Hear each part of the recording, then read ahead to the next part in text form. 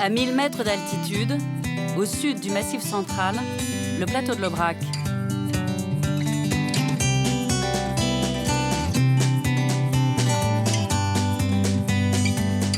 Un pays intimement lié à la gastronomie française.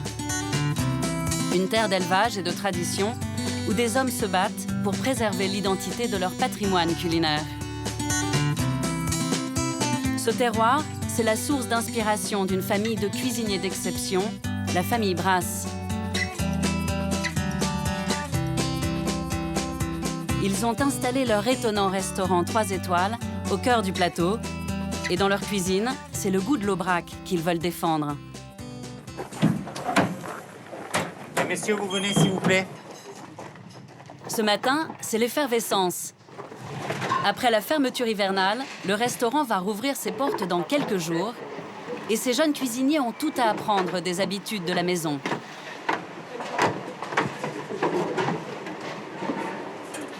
Ils viennent du Japon, du Brésil ou d'Angleterre et vont assister à leur première initiation aux saveurs de la région. On peut faire le point là, garde-manger avec des herbes. Le chef, Sébastien Brasse, leur présente ce qui fait la signature de sa cuisine, le végétal.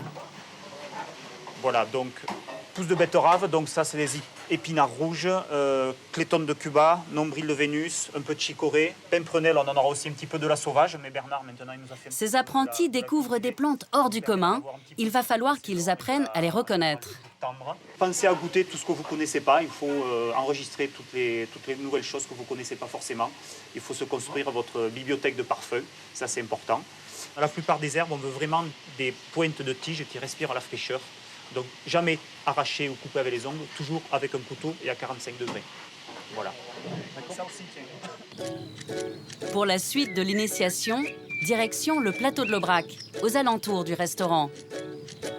Un lieu réputé pour sa flore exceptionnelle, Sébastien emmène 3 de ses apprentis, venus de l'autre bout du monde, pour une cueillette sauvage.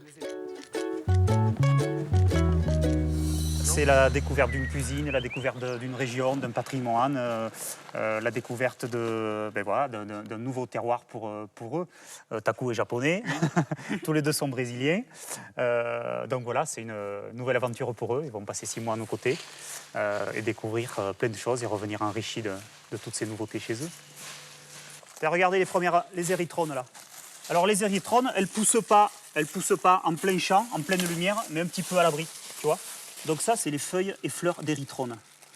Donc on garde la fleur et la feuille. Goûtez la feuille. Oui. Vous allez me dire à quoi ça vous fait penser. Vous croquez, vous mâchez bien. Épinard. Épinard, ça a un côté un petit peu chlorophylle. Noix. Nous, on trouve beaucoup de noix, noix vertes et avocat un peu, tu vois. Noix vertes, avocat. Donc ça, on va utiliser feuilles et fleurs. On en a pour 15 jours, 3 semaines. À cette époque, l'autre grand classique du plateau de l'Aubrac, c'est l'ail des ours. Ouais. Vous avez goûté? Ah, faut goûter. C'est la première chose à faire. Mais c'est puissant, hein. C'est long en bouche, c'est costaud. Donc on ne va pas mettre 5 feuilles sur une assiette. Et les bulbes, c'est un peu plus fort. Alors les bulbes, on essaie de ne pas les arracher parce que si on arrache les bulbes, ça ne va pas repousser l'année prochaine. Ah oui, d'accord. Depuis enfance, c'est mon terrain de jeu. Je suis né à l'Aïole, un des derniers purs Laïolais, justement. Qu'est-ce qui m'a transmis ça? C'est mes grands-parents, c'est mes parents, c'est les balades en forêt depuis tout jeune. C'est la curiosité, c'est l'émerveillement au quotidien. Cet amour de la nature, c'est donc une histoire de famille. Car chez les Brasse, il y a Sébastien, le fils, mais il y a aussi Michel, le père, le premier à avoir sublimé les saveurs de l'Aubrac.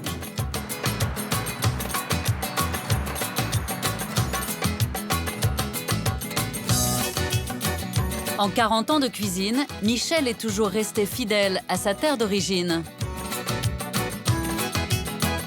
Ce plateau sauvage, c'est sa véritable source d'inspiration.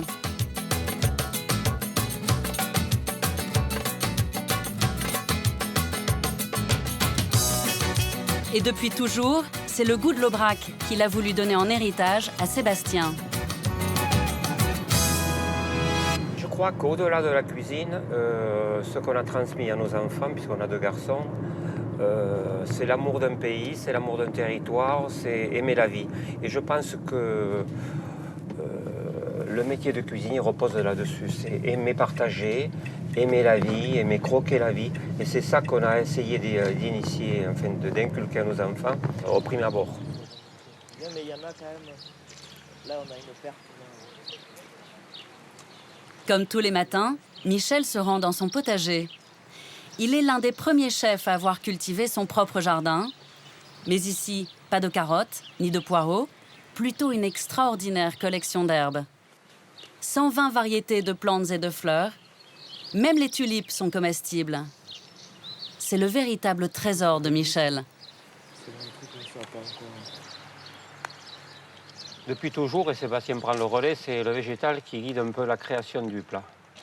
Je lui amène sa dynamique. Nous, quand on crée, c'est le passage obligé, le végétal, qu'il soit aromatique ou qu'il soit garniture ou autre. Et puis après, bon, tout se déroule.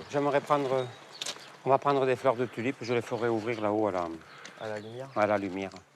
En ce début du printemps, la récolte s'annonce déjà très bonne. Il suffit à Michel de regarder ses herbes et son menu se dessine.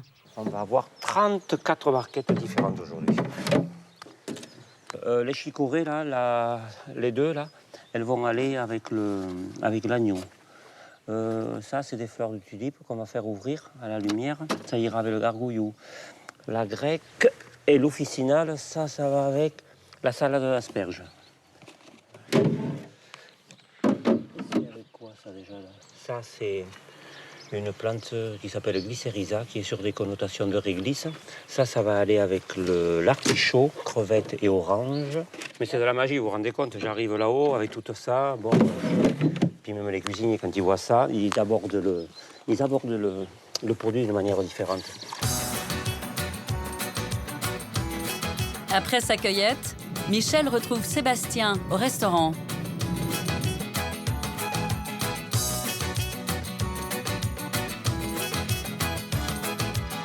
Tu en veux beaucoup ou quoi?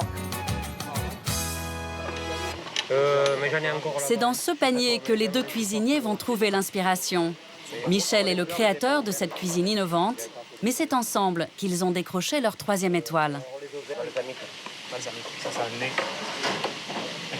Aussitôt, Sébastien se lance dans une nouvelle création. Son défi, retrouver toute la fraîcheur du jardin dans l'assiette. Mais il tâtonne encore. On a cette idée de salade d'asperges, mais là, mettons, il a fait l'aller-retour dans l'eau. Donc, les asperges sont partiellement cuites, mais trop pour moi. J'ai envie d'une salade fraîche, j'ai pas envie d'une salade de légumes morts, j'ai envie d'une salade vivante. Donc, j'ai envie que les asperges aient encore leur texture pas crue, mais quasiment qu'elles aient du nerf, de la mâche, et que ça pète au palais. Voilà.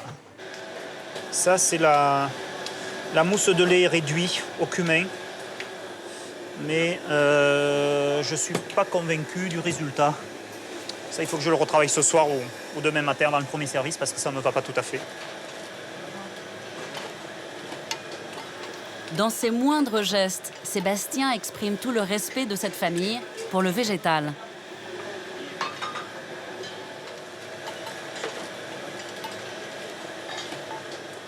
Ça serait bien que tu aies une tête d'asperge dessus, je trouve. Ça, je me demande si celle-là, tu vois, je la taillerai pas et je la glisserai pas dessous. Et je garderai que la Mais peut-être on pourrait, si on fait tomber les feuilles de pois. Je peux avoir 2-3 feuilles d'érythrone et une fleur, s'il vous plaît. Pour les 2 chefs, tout doit être parfait et chaque détail compte. Vous m'avez donné une fleur, il lui manque une pétale, elle est pas belle. Oui. Voilà. Ouais, impeccable. Dans les assiettes des brasses, les fleurs doivent être aussi belles que dans la nature.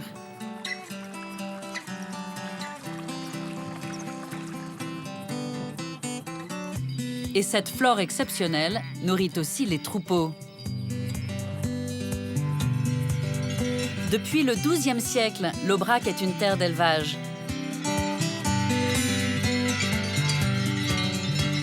Cette activité ancestrale a façonné le plateau.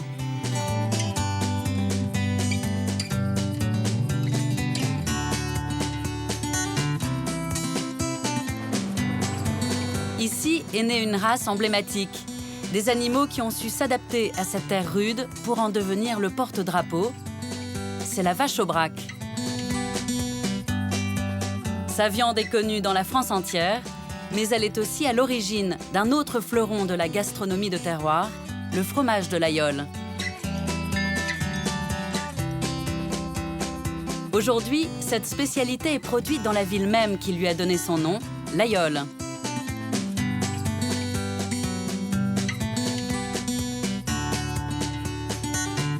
Une étape incontournable pour Sébastien, à quelques jours de l'ouverture du restaurant. Je pars chercher, choisir les fromages de l'Aïol à la coopérative, les fromages qui vont débuter la saison pour le plateau. Voilà. A priori, j'aimerais partir sur une fourme de Grand Aubrac. C'est les fromages qui sont faits avec les laits d'été. Donc ce sont des laits qui sont beaucoup plus parfumés que les laits d'hiver, puisque les troupeaux sont dans les pâturages. Et donc on a des laits voilà, qui sont beaucoup plus parfumés, des fromages beaucoup plus goûteux. Et sur le deuxième fromage, j'aimerais partir sur un très vieux l'Aïol. Alors je vais voir avec Franck sur un 15, 16, peut-être 18 mois. Mais c'est des fromages, on en trouve relativement peu parce que le l'Aïol est un fromage qui ne vieillit pas forcément énormément.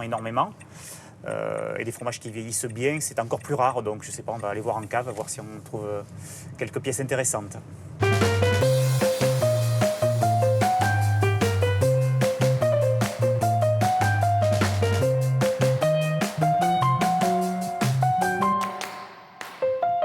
Dans les caves, un véritable trésor. 8000 fourmes en cours d'affinage.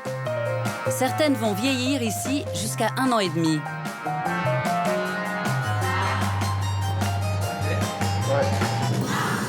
Rendez-vous avec Franck Bourrel et Christian Miquel, responsables de la coopérative. Ils vont orienter Sébastien sur les meilleurs fromages de la cave. Moi, je te propose ce lot-là. C'est donc des fromages de juin. Donc, c'est Ça, c'est juin, là, toute l'étagère, c'est du juin. Ouais, les deux niveaux, c'est juin. C'est un joli lot hein, de juin. Donc là, on est sur l'herbe. On se roule dans l'herbe, on va dire. Très bien. C'est toute la Ces forme, fromages ont tous 10 mois d'affinage, mais chacun a son identité. Ici, tu vois, c'est intéressant. Il commence à être cuissonné. On dit ça, on appelle ça Cette partie-là, ouais, ça des cuissous. D'accord. Donc c'est des acariens qui viennent un peu grignoter la croûte de nos fromages. Là, ils viennent de... Et donner du parfum, du coup. Voilà, après, je pense qu'ils vont donner un peu ce caractère un peu boisé, un peu noisette. Quand j'étais petit, je m'amusais à gratter cette croûte des vieux fromages de l'Aïol et regarder au microscope. Et c'est vrai qu'on voit bouger les acariens dessus. Donc j'étais toujours émerveillé de ça enfant. Et maintenant, je fais pareil avec ma fille. Et je gratte donc très très légèrement cette croûte des vieux l'Aïol et je mange la croûte. Et c'est vrai que c'est très très parfumé. Ça fait partie du caractère original du fromage de l'Aïol. Oui. Donc là, si tu veux, Mais il faut voir maintenant si le cœur du fromage tient ses promesses. voir ce qui se passe. Le cœur. Alors tu vois, regarde. On a un dégradé de jaune, hein, de jaune ivoire. On va vers jaune paille jusqu'à un brun sous la croûte. Et donc là, je pense qu'on a quelque chose d'intéressant.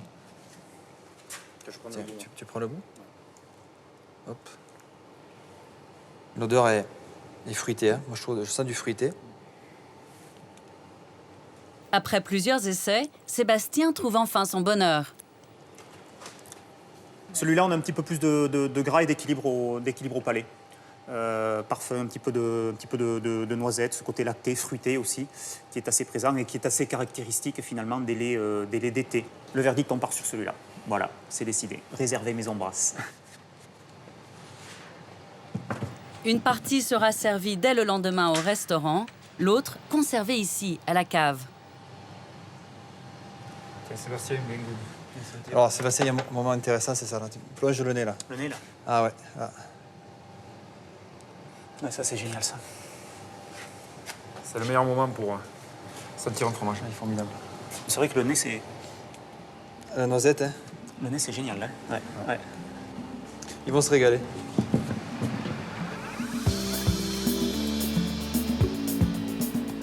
À travers leur cuisine, la famille Brasse exprime sa fascination pour la région. Une passion qui prend ses racines tout en haut du plateau de l'Aubrac.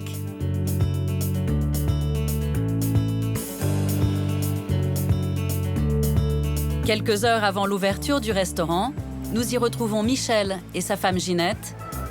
Ils nous révèlent comment ce paysage inspire sa cuisine. À un moment donné, il faut savoir être raisonnable. Il y a une phrase d'un peintre que j'aime beaucoup qui dit plus les moyens sont limités, plus l'expression est forte. Ben, ce paysage, bon, je reprends ce chemin là-haut, je prends ce mur.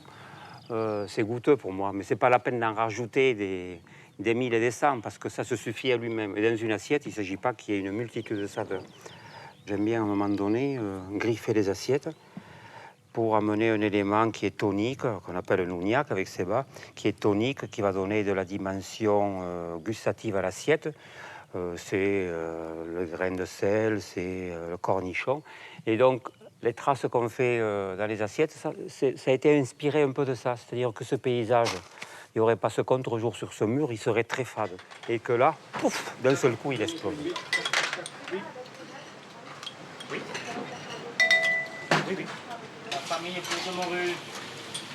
Le plat fétiche de la Maison Brasse célèbre cette simplicité et l'amour de Michel pour les plantes. Il s'agit du gargouillou. À l'origine, un plat traditionnel paysan, c'est devenu un incroyable mélange de légumes, de plantes et de fleurs.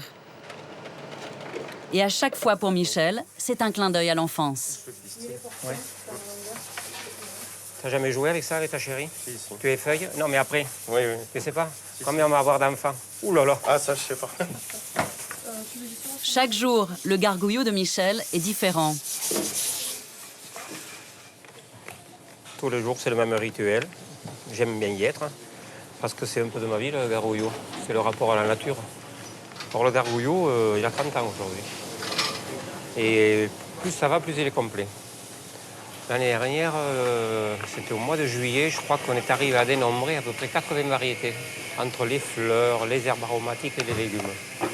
Alors, c'est un plat vraiment vivant. Chaque jour, il change, il n'est jamais le même. Et donc aujourd'hui, il est d'autant plus épanoui, ce gargouillou, qu'on a le jardin, où on a plein de variétés de par le monde qui viennent l'égayer, le parfumer, le colorer. Voilà. Ah mais t'as vu, elles s'ouvrent avec la lumière. Le matin au jardin, elles sont toutes fermées comme ça. Tu vois, je les ai cueillies comme ça ce matin. Est-ce que tu as des fleurs qu'on peut mettre sur le jardin? Des fleurs, je te regarderai, j'ai pas grand-chose. À part la tulipe. Le gargouillou est bientôt terminé. C'est enfin l'heure du tout premier service de la saison. Table 14, 2 couverts. Est-ce qu'on peut y aller sur le gargouillou carte?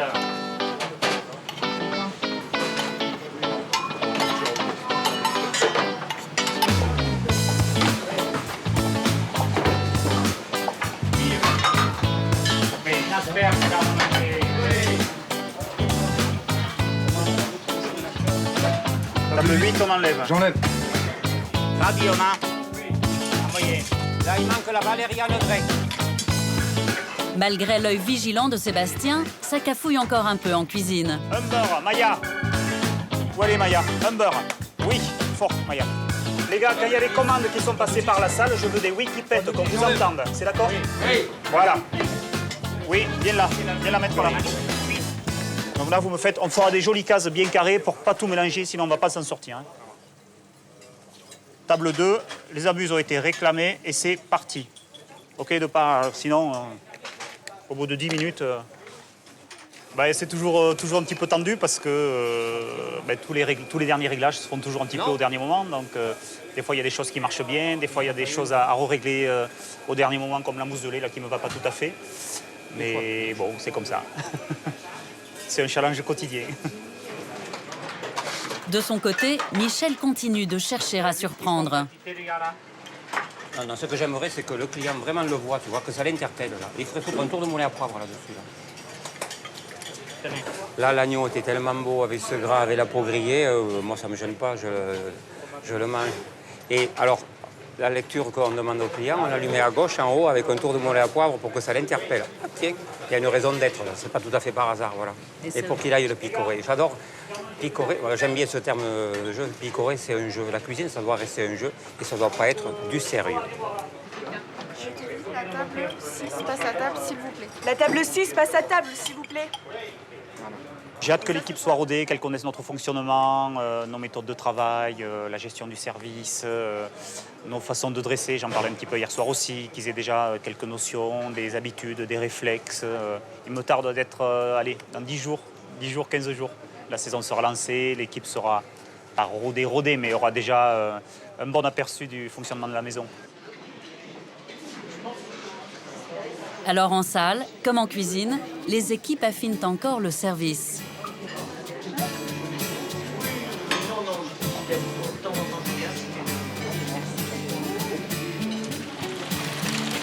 Pour les Brasses, faire la cuisine dans ce pays, c'est en perpétuer ses traditions et préserver son terroir. Bon, on aura une belle journée encore aujourd'hui, un peu ventée, mais... Alors, à chaque ouverture du restaurant, c'est un rituel. Sébastien emmène son équipe en VTT découvrir les trésors du patrimoine de la région, aujourd'hui le village d'Aubrac.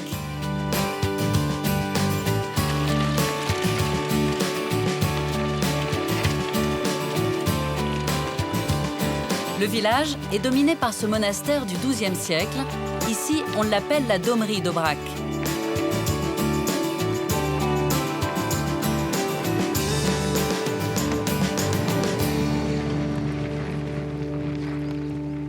En l'an 1000, à peu près, l'Aubrac s'était rempli de forêts, de bois, comme on voit un petit peu plus loin, partout là-bas.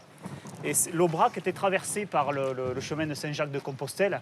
Et donc cette voie traversait tous ces bois qui étaient très mal famés. Il y avait tout un tas de brigands qui habitaient dans ces bois d'Aubrac. Et souvent, les pèlerins étaient détroussés par les brigands qui habitaient dans ces forêts. On avait cette domerie qui accueillait les pèlerins. Et les pèlerins venaient toquer à la porte ici et ils demandaient « aliquit », quelque chose à manger, qui est devenu aligot après, plus tard. L'origine de l'aligot, c'était ça.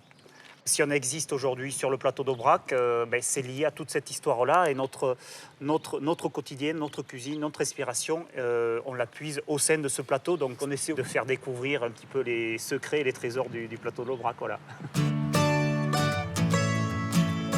Et des trésors comme ceux-là, Sébastien et son père en ont encore plein à partager. Nous les retrouverons pour un autre temps fort de la vie du plateau.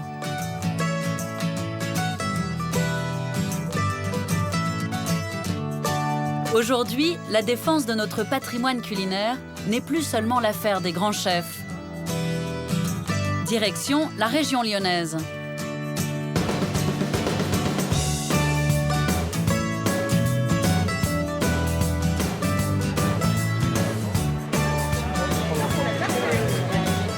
Ici, comme partout en France, des particuliers veulent retrouver le goût des bonnes choses.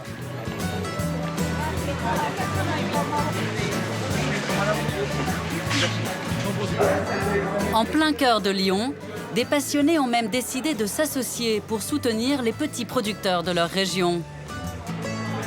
Super bon. Bienvenue à la Communauté du Goût, un lieu unique en France.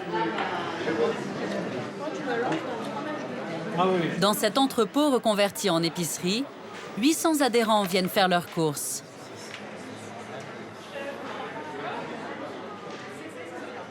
Sur les étagères, que du savoureux, de l'authentique, acheté à des producteurs locaux. C'est la caverne d'Ali Baba. On trouve toutes sortes de choses agréables, bonnes et puis surtout naturelles. Cuisiner avec des produits comme ceux-ci, c'est vrai que c'est une chance d'un côté de pouvoir cuisiner, pas qu'avec des produits d'hypermarché. On est vraiment devant des produits qui sont faits avec plaisir, avec bonheur et qu'on peut partager ensemble. Voilà. La Communauté du Goût est née grâce à cet homme bénévole, Frédéric Bessard. Dans la vie, il est consultant, mais sa vraie passion, c'est bien manger. Ici, il a tout prévu, même le coin cuisine, pour l'atelier recettes.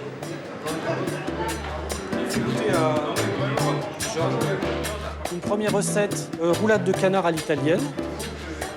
Frédéric encourage chaque adhérent à proposer une recette à la communauté. Ce soir, c'est Mireille, passionnée de cuisine, qui fait sa démonstration. On va mettre ça au four, 150 degrés. En fait, ça cuit très très rapidement. Donc là, il y a deux. Et pour la dégustation, c'est Frédéric qui fait le service. Il en profite toujours pour défendre le vrai goût des produits. Très important, une aiguillette, ça se respecte. Hein. C'est vraiment comme ça, hein. C'est rosé. Hein. Surtout, c'est un produit extrêmement délicat. C'est peu de temps de cuisson. Donc là, il est protégé par le jambon. Et comme toujours, les questions fusent. Quel type de foie gras on devrait prendre? Du frais, du mi-cuit, C'est du cuit. Voilà, c'est ce que je voulais savoir. C'est du mi-cuit, oui. D'accord, voilà. Non. Quand vous utilisez le foie gras dans cette recette, vous le sortez, il est frais, vous le sortez du frigo ou alors il est à température ambiante? Non, on le sort du frigo. D'accord. Il faut qu'il soit frais. Comme ça, il résiste mieux à la température, à la chaleur du four. Et il garde son moelleux. Oh. Tu vois, c'est trop. À présent pour Mireille, c'est l'heure du verdict. Bon, on va couper chacune. C'est difficile à couper avec les ficelles. Oui, c'est pas joli du tout, mais ça doit être bon quand même. On l'a déjà testé avec Mireille. On l'a testé l'autre jour et on s'est régalé. C'est pas une cuisine formatée, c'est une cuisine spontanée et on utilise les bons produits, on les assemble, les goûts nous conviennent. Bon, c'est sûr, là, la présentation peut être revue, améliorée, mais l'ensemble est convivial. Bon. Excellent. Voilà. Tous ces petits instants là qu'on découvre ensemble, c'est super. Super. Ça va. Ou en tout cas, on reviendra avec les potes, parce que je crois que c'est vraiment super. J'ai l'impression qu'on est autour de la cuisinière. Oui, mais là, on tourne autour de Mireille. Là, on se dit, ce dernier petit morceau va être pour moi. Mireille, est-ce qu'on peut saucer? C'est ça, le fait de... Cette association de gourmands ne laisse pas une seule miette dans la casserole. Et après l'atelier, les participants font leurs courses pour reproduire la recette. Tranche de... Voilà, c'est ça. Alors, en fait, vous continuez, vous allez refaire la recette chez vous? Exactement, toujours. Quand je viens à un cours de cuisine, je fais en sorte de la refaire rapidement pour tout de suite l'enregistrer. Ici, ce qui est agréable, c'est que c'est pas plus cher que dans les supermarchés. Donc au final, on a du conseil, des produits qui sont très bons, qui sont frais, et puis la possibilité même de le cuisiner. Donc c'est parfait. Et dans un lieu qui est, que je trouve très, très agréable pour venir avec des amis, avec les enfants. C'est pas guindé, c'est pas la haute cuisine lyonnaise et on se dit oh là là, je vais jamais réussir. Au contraire, c'est accessible à tous et puis ça donne envie.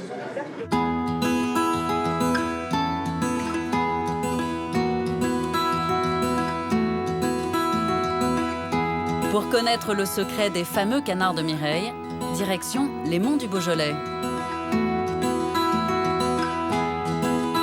Un paysage marqué par sa tradition viticole ancestrale.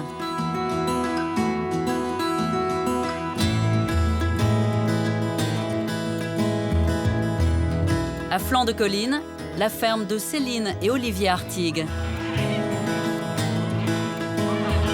C'est au cœur de ce terroir qu'ils élèvent leurs canards gras selon des méthodes traditionnelles. Leur philosophie, produire peu, mais en qualité. Les Artigues vivent en famille sur leur exploitation. Ici, les canards sont élevés en plein air pendant 4 mois et, comme dans la nature, se nourrissent à volonté. C'est sauve. Il monte? Non, il veut pas. Vous amenez vers la mangeoire. Olivier est originaire du sud-ouest. Pour lui, élever des canards, c'est renouer avec une tradition familiale.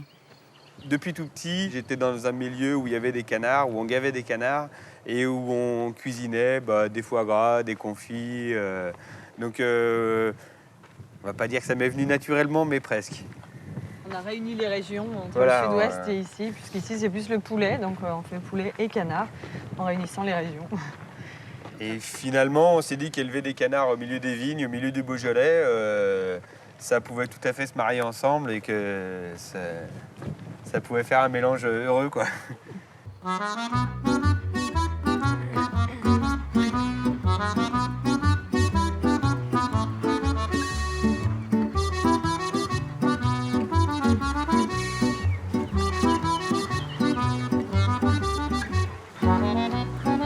Après 4 mois dans les prés, les canards sont dirigés vers le bâtiment de gavage où ils vont passer 2 semaines.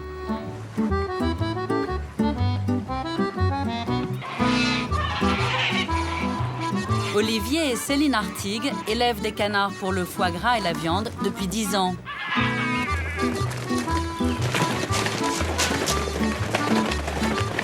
Ils ont une conviction. Pour obtenir de la qualité, il faut respecter le rythme naturel du canard. On voit que celui-là, il se nettoie, l'autre, il étend ses ailes.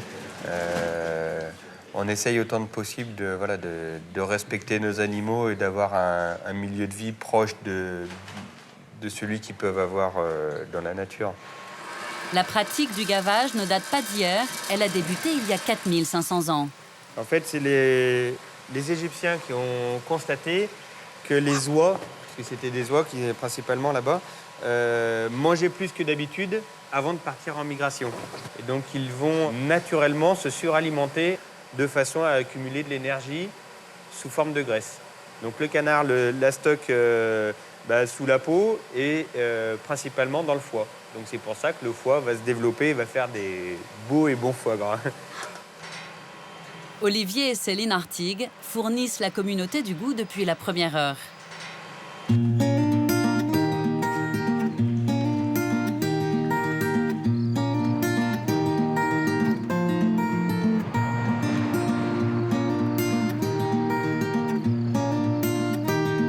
Quelques jours plus tard, nous retrouvons Frédéric Bessard. Pour la communauté du goût, il parcourt sa région à la recherche de ses produits d'exception.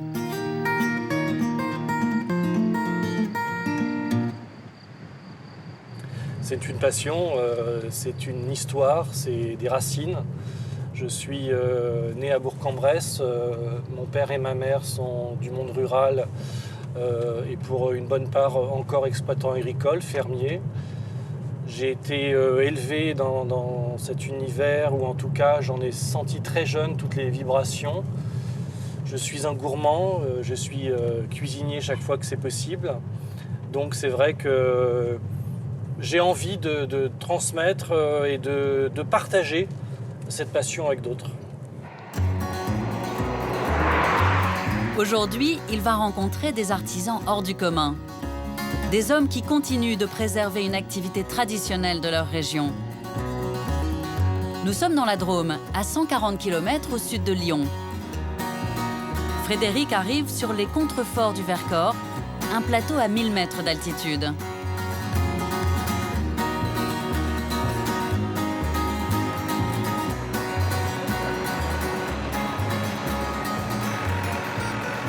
Frédéric retrouve Bernard Xuref, un agriculteur passionné par les plantes de son pays.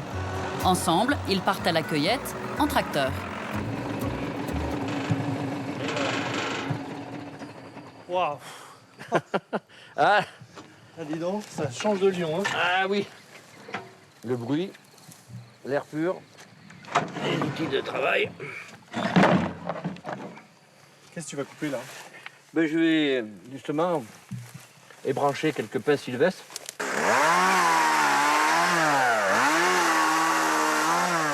Bernard Xuref doit tailler des branches de pin pour en prélever des jeunes pousses. Un trésor d'arômes qu'il va distiller pour en faire de l'huile essentielle. Voilà. Je vais te faire goûter maintenant, te faire sentir. Qu'est-ce que tu veux que je goûte? J'ai quand même pas mangé ça. Ça, c'est la meilleure partie. Alors celui-là, effectivement, on peut dire qu'il sera très très riche en huile essentielle. Hein. Donc là, c'est le début, tout début, on voit la formation qui va devenir plus tard la pomme de pin, hein, qui va servir à, donc à allumer le feu. Tiens, vas-y, goûte ça. Ça, c'est le summum. Ouais, moi, Ah ouais. Quand on doit déterminer aussi s'il y a une bonne valeur d'huile essentielle, c'est de prendre, tu vas le prendre dans ta main et tu vas bien le frotter dans tes doigts comme ça. Le frotter? Oui, bien le presser comme ça. Ouais. Voilà. Et à ce moment-là, hein, ce qui est important, c'est de sentir. Là, on a déjà à peu près un avant-goût de ce que sera l'odeur de l'huile essentielle. Ah oui, Ça pénètre dans les poumons. Ah oui.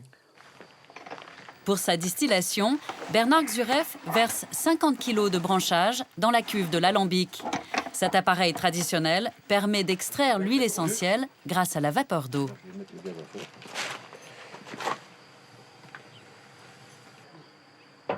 Deux heures plus tard, les premières gouttes d'essence commencent à sortir. Ah, c'est pas rapide, hein? Quand je dis que la distillation du pain sylvestre est très très longue. Hop là, attends. Tiens, tu me tiens le flacon là, comme ça je vais remettre ça là parce que c'est tellement précieux. Voilà. Et voilà, ça coule ici. Voilà. Ouais, Alors, regarde, voilà, ouais, effectivement. Ouais. Donc maintenant, tu le sens. Voilà. Ah, il y a un côté un peu sirop. Hein? Ouais. Alors l'huile essentielle, c'est uniquement le millimètre qui est dessus là. Vous vous rendez compte le rendement là? Uniquement Le millimètre qui est dessus. Ah, le millimètre. C'est ça l'huile essentielle. Pure, c'est ça, uniquement. Ce qui flotte. Et le reste c'est ce qu'on appelle de l'eau florale ou l'hydrolat. Et avec cette huile essentielle, Bernard a imaginé une recette étonnante, la mélanger avec le chocolat de son ami Paul Caruel. Bon, alors, où est-ce que vous en êtes? Eh ben, chocolatier. Moi, j'ai besoin d'huile essentielle pour faire mon chocolat. Juste à côté de l'alambic, les deux complices ont installé leur chocolaterie. C'est Bernard qui est venu me voir. J'avais les mains dans le chocolat comme d'habitude. Et puis, il me dit, dis donc, tu pourrais pas mettre un peu de ce que je fais, moi, des huiles essentielles, donc, dans ton chocolat. Quoi? Je n'avais jamais fait ça de ma vie. Ce qui est merveilleux, c'est que... c'est une rencontre. Oui, c'est une rencontre qui l'a provoqué. Hein. Il a provoqué, ce qui fait que là, au lieu d'être dans une chaise longue, je l'ai mérité. Et bien là, je suis au turbin toute la journée. Et qu'est-ce que vous voulez? J'adore.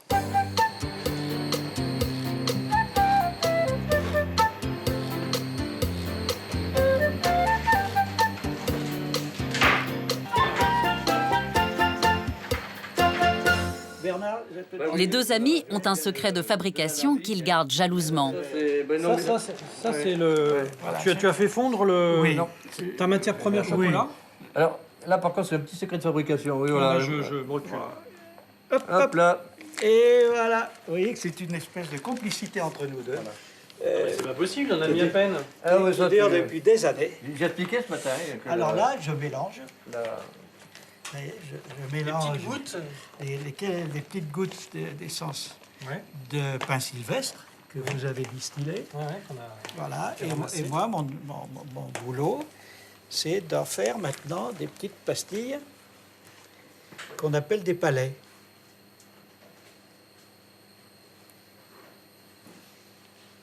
Et attention, ce chocolat unique, il faut savoir le déguster.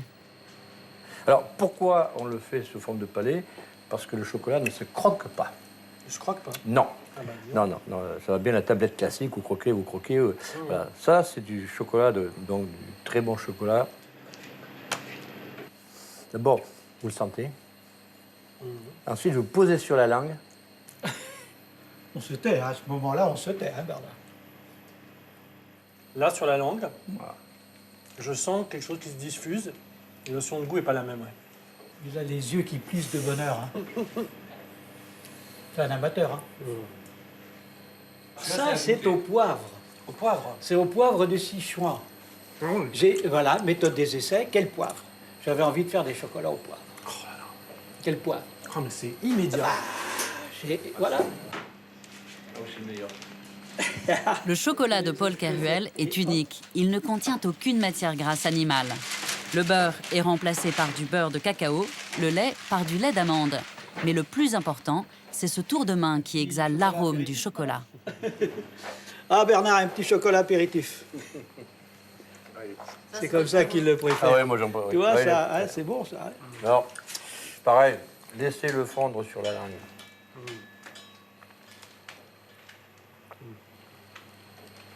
Ça, on peut dire, c'est la fine fleur du chocolat. On ne devrait jamais faire autre chose que ça. Un chocolat exceptionnel, fait par des hommes de cœur. Et si c'était là le secret des bonnes choses? Travailler à la main, comme nous travaillons. Là. C'est la manière de transmettre au chocolat notre énergie, notre bonheur, notre joie, notre Non, puis passion. là- Et pourquoi on s'entend si bien avec Bernard, c'est parce qu'on a exactement les mêmes passions dans les doigts, peut-être. Lui, il va chercher son thym, son genévrier, des choses comme ça. Il va en extraire la quintessence. Il y a une puissance vitale là-dedans. Alors, ajouter la puissance vitale d'un chocolat hors gamme, vous voyez dans quel état on est?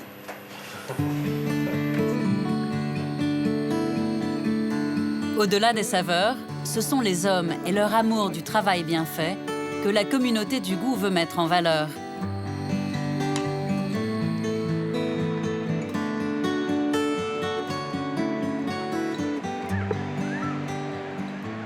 Le produit, on ne peut pas le détacher des gens qui sont derrière et qui, du matin au soir, donnent tout pour nous le proposer dans ces conditions. Et ça me... Vraiment, je pense que là, j'ai un petit rôle à jouer. C'est vraiment de faire passer toute cette dimension qui n'est pas immédiatement perceptible, mais qu'il faut communiquer. On est dans un monde où les choses sont impersonnelles. Là, il y a des gens, il y a des êtres humains, et Dieu sait qui bosse pour nous faire de la qualité. Donc moi, j'ai vraiment l'intention de faire passer aussi toute cette dimension.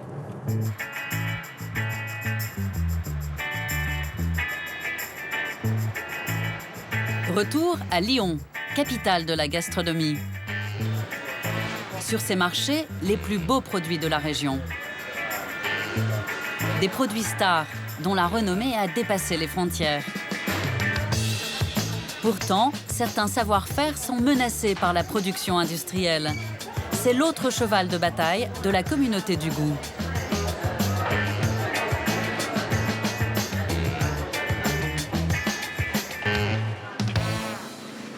Frédéric Bessard a rendez-vous avec Georges Reynon, un des derniers charcutiers à fabriquer le véritable saucisson de Lyon. Ça va bien, ça va bien. Je vais d'abord vous en montrer. Ici, vous voyez, on en a tout, on a un détalage. Ça, c'est ça. C'est ça, voilà. Hein, voilà. Saucisson de Lyon, c'est un véritable saucisson sec, vous voyez, embossé dans la rosette de porc. Oui. Voilà. À manger sec, mais un tout petit peu moelleux. Créé il y a plus de 150 ans, le saucisson de Lyon est donc un saucisson sec. Rien à voir avec le saucisson à cuire. Mais aujourd'hui, ils ne sont plus que 2 charcutiers à le fabriquer à la main. On ne peut pas laisser un produit comme celui-là, qui a une telle histoire, disparaître. En plus, il ressemble à aucun autre.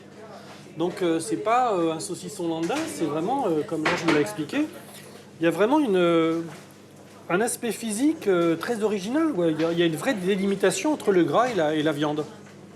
Donc, un produit goûteux, un produit gourmand, un produit en danger, ça, c'est vraiment un produit où la communauté peut, là aussi, jouer un rôle de débouché, de promotion, et tout simplement proposer aux membres de la communauté quelque chose de très gourmand qui sort de l'ordinaire.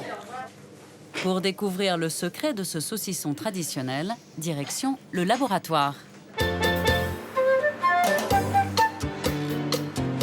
Georges Reynon sélectionne une viande de porc avec soin, la plus maigre possible. Les bouts de gras, coupés en cubes, sont ajoutés séparément.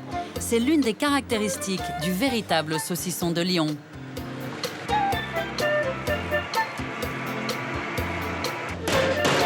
Et maintenant, un geste typique des artisans charcutiers, le pâtonnage. Ça sert à resserrer la viande et surtout à chasser l'air qui peut se trouver à l'intérieur de la viande. C'est quand même facile à faire, hein. On resserre bien la viande, on la frappe sur la table, on la roule.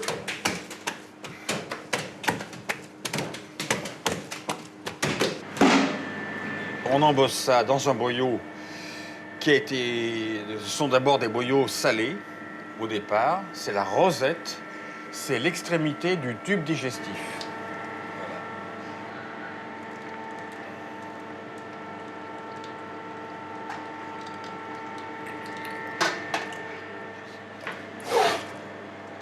Vous en avez pas 2 pareils.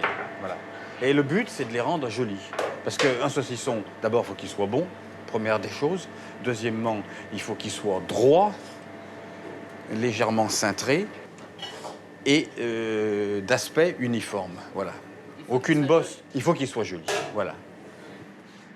Et pour ça, il existe un tour de main que les charcutiers se passent de père en fils. Ce que je suis en train de faire, on appelle ça le ficelage en losange.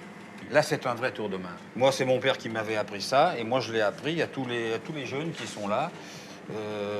Voilà, et c'est comme ça qu'ils savent faire maintenant, aussi bien que moi, pour pas dire mieux. Comme dans chaque métier, si vous voulez, il ne faut pas garder tout pour soi. Au contraire, il faut que l'information soit diffusée, il faut que les tours de main soient expliqués et communiqués aux jeunes qui arrivent dans le métier pour que tout cela poursuive, pour qu'il y ait une pérennité dans notre métier. Et ça, c'est très important, évidemment.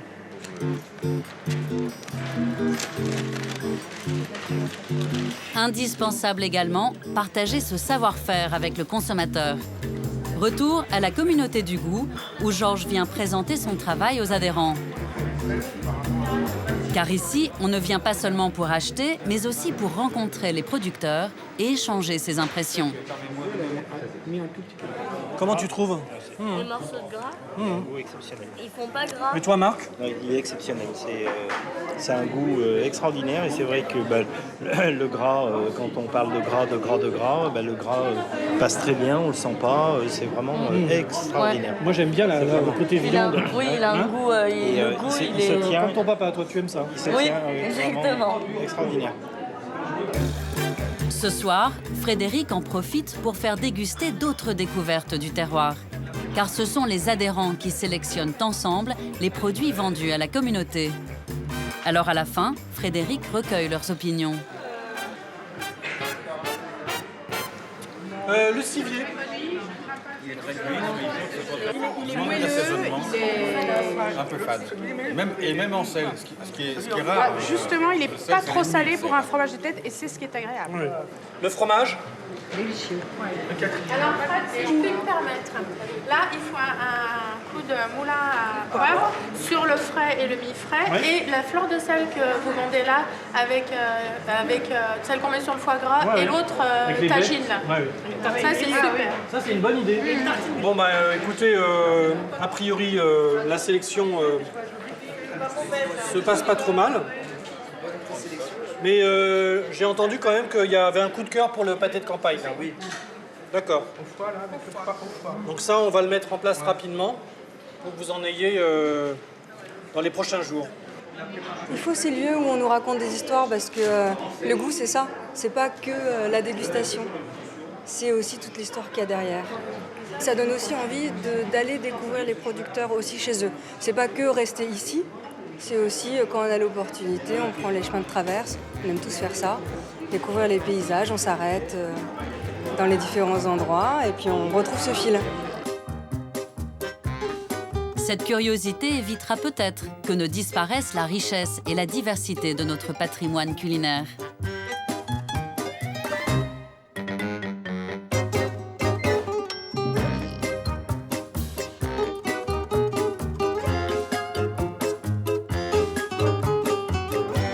Retour sur le plateau de l'Aubrac pour un des moments les plus forts de l'année.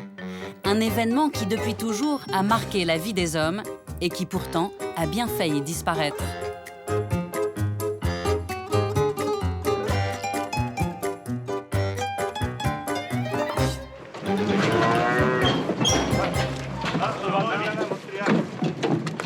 La foire aux bœufs gras de l'Aïole. Aujourd'hui, une des foires aux bestiaux les plus renommées de France.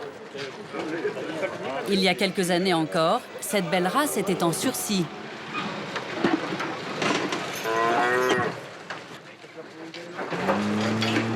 Il a fallu toute la passion de ces éleveurs et le soutien de cuisiniers de renom comme Michel Brasse pour qu'elles connaissent un nouvel âge d'or. Attention, il y a le propriétaire. Le chef accompagne son boucher attitré et ami, Lucien Conquet, venu acheter les plus belles bêtes. Moi, c'est l'ambiance, parce qu'après, je pense que, on se faire chez Lulu, mais c'est Lulu le pro. Bon, je ne vais pas c'est son travail, de la sélection, tout ça. Il sait ce qu'on aime, ce qu'on n'aime pas. Puis voilà, on travaille en confiance. Et je pense que notre travail, c'est ça. Par rapport au producteur, c'est essentiellement un rapport de complicité. C'est plus que la confiance, c'est la complicité.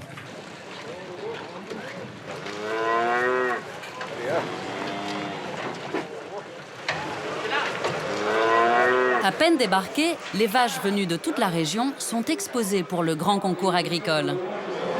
C'est l'heure de gloire pour ces éleveurs qui ont passé toute l'année à préparer leurs bêtes. Les plus belles sont convoitées par tous les bouchers et acheteurs pour la qualité de leur viande.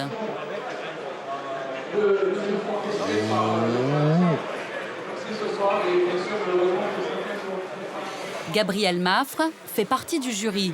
Avec lui, on découvre comment regarder ses bêtes en véritable professionnel.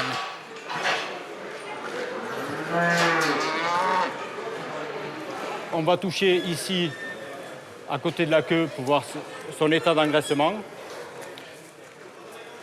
Voilà, en faisant ce mouvement-là, on juge de l'épaisseur, de la qualité de l'engraissement. Après, on peut poser la main sur la côte pour voir si elle n'est pas trop grasse. Celle-ci est vraiment parfaite. Puis après, on juge aussi la finesse du cuir. On pense qu'il y a une corrélation entre la finesse de cuir et la finesse du grain de viande. Voilà. Elle est parfaite dans le dos, une bête qui est très, très longue dans le dos. Il faut qu'il y ait une très grande proportion de muscles de première catégorie faufilés entre côtes. Avec un très bon rhum sec en prolongement du dos et une culotte parfaite qui descend bien bas sur le jarret. Ici, chaque animal a reçu un soin particulier, élevé à son rythme, dans les meilleures conditions. C'est vrai que bon, quand on voit des vaches de qualité comme on a aujourd'hui, toutes très bien finies, on sent elles sont pétillantes, elles sont vives, elles ont les têtes hautes. Ça fait plaisir de voir ça, quoi. Bien sûr qu'elles sont très bien nourries, on sent toute la passion des éleveurs. Décrocher une plaque, c'est une consécration pour ces éleveurs. C'est aussi la garantie de vendre leurs bêtes au meilleur prix. Car ici, chaque animal se négocie d'arrache-pied. Et comme au temps des anciens maquignons, les transactions se font encore en francs. Non, j'ai trouvé 35, tu me donnes plus de 35. Mais... Ah non, je te donne pas plus. Ah non, mais j'irai pas de là. Mais tu trouves que je me fous de toi, 35? Oui, 35. Mais t'es malade, je me fous de toi. Mais raisonne un peu. Tu sais combien ça fait? T'as vu une bête tu sais combien ça fait en euros? Calcule combien ça fait en euros. Ça fait pas 6 € là, loin. Mais 50 centimes pour te faire plaisir, allez. Parce qu'elle a la plaque, parce qu'elle a la plaque. Mais parce qu'elle a la plaque, attention. C'est pour la plaque que je l'achète. Allez, tu vas passer. C'est parce que c'est toi le lit, mais... Allez, je me fais avoir. Après, tu te fais avoir. Attends, pleure, putain. Dans les bandits. Ah oui, allons-en. Lucien a eu gain de cause, mais il n'est pas au bout de ses émotions. Car c'est maintenant le clou de la foire, la vente aux enchères des 2 plus belles bêtes. Blavet rouge, bœuf fermé au braque, race au braque, l'enchère est couverte devant. Qui prend la main sur cet animal? 4,60. Cette fois, le prix du kilo est annoncé en euros. 5,30 €. 5,30, 5,40. 9,10 €. Tous les bouchers présents aimeraient remporter la lauréate. L'acquéreur pourra en effet exposer la plaque de l'animal toute l'année dans sa boucherie. 10 € le kilo carcasse. 10 €. 10 €, un prix rarement dépassé dans les enchères. Lucien hésite. On est à 10 €. 10 € une fois. 10,10 €. 11,30 €. 11,40 €. 12,30 € là-bas. 14 €. 14 € kilo carcasse. 14 €, l'assemblée s'agite. Jamais un animal n'a atteint un tel prix. 14 €, 14,10 €. 14,50 €. Une fois, on va juger à 14,50 €. 14,60 €. 14,60 €. 14,70 €. 14,70 €. 14,70 €, une fois, 14,70 €. 2 fois, pas de regret, 14,70 €. 3 fois, jugé, la maison comptée.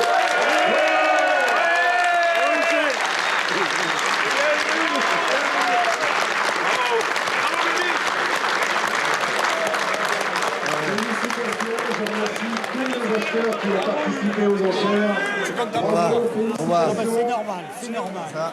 C'est normal. Ouais, c'est parti. Lucien est la star de la journée. Avec lui, c'est toute la famille de l'Aubrac qui est fière de voir la plus belle bête de la foire remportée par un boucher du pays.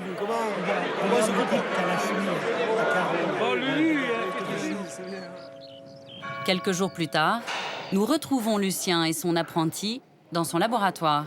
La carcasse est prête et quelques critères en confirment la qualité au premier coup d'œil. La pendule, vous voyez la conformation de l'animal. L'épaisseur des muscles, l'épaisseur de... Et nous, ce qui nous intéresse, c'est la couleur de la viande et la couverture graisseuse qui permet la maturation.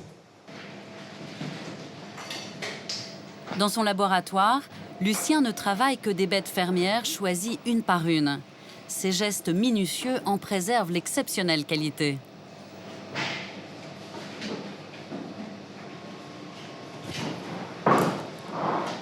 Alors voilà, là maintenant on voit là, vraiment, c'est là qu'on voit la qualité de l'animal. Parce que bon, on voit quand même l'enveloppe graisseuse qui était juste ce qu'il fallait, pas plus, parce que des fois il y en a beaucoup plus.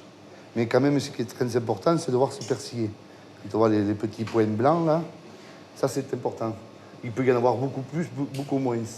Ça dépend à quel stade elle était engraissée, quoi. Hein. Ce qu'on remarque aussi, c'est qu'elle a une tenue, elle est ferme. Elle est ferme, à la coupe, elle est ferme. Mais elle est, si on prend un petit peu là, avec le doigt, la pointe des doigts, on sent la finesse de l'animal, la finesse de cette viande. Et on le sent bien, c'est ce qu'on appelle, c'est du velours. Et tous les bouchers ont cette manie de toucher la viande, on touche parce que rien qu'au toucher, déjà, on sait un peu ce que ça va donner au niveau tendreté. Là, je suis content de mon achat. Cette qualité de viande a fait la réputation de l'Aubrac. Et dans leur restaurant, Sébastien et Michel Brasse n'ont jamais cessé de la mettre en avant. Alors quand Lucien arrive pour sa livraison hebdomadaire, c'est comme une réunion de famille. Alors voilà le filet, bon là si tu veux, ça c'est la partie faux filet, le faux filet là, je te rappelle. Oui. Et là les pièces qu'il nous a menées, d'habitude il les garde pour lui, mais comme on s'entend bien, il nous les amène. Ah oui, ça c'est. Je m'en fais un point d'honneur. On devrait s'arrêter là, tu vois. Oui, mais voilà, mais là je te l'ai laissé entier pour que tu vois, voilà. Il n'y a pas de... Le critère de qualité d'une viande aujourd'hui, c'est pas le goût, c'est pas la couleur, c'est rien de tout ça, c'est la mâche. Il faut que ce soit tendre. Donc nous, aujourd'hui, il faut que notre travail en salle, ce soit un travail de conseil, leur dire la viande de bœuf, de l'Aubrac, les vaches avec les plus beaux yeux du monde, en passant, c'est une viande qui a de la mâche, elle a du goût, mais il y a un paramètre dont il faut tenir compte, c'est qu'il faut la mâcher, il faut apprendre à mâcher. Si cette qualité de viande peut encore être servie aujourd'hui, c'est grâce à une poignée d'éleveurs qui n'ont jamais abandonné une tradition ancestrale.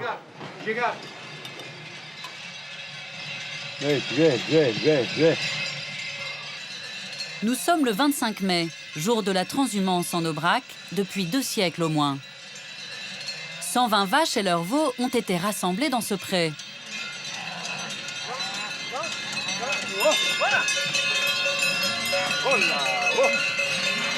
Et au moment du départ, la tension est palpable.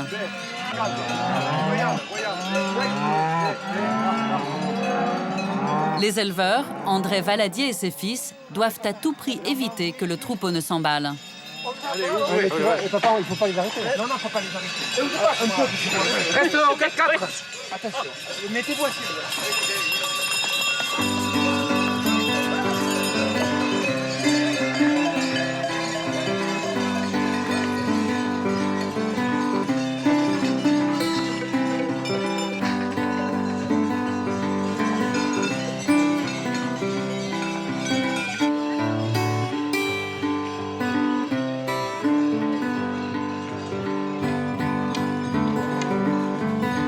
Les Valadiers sont parmi les plus anciens éleveurs de la région.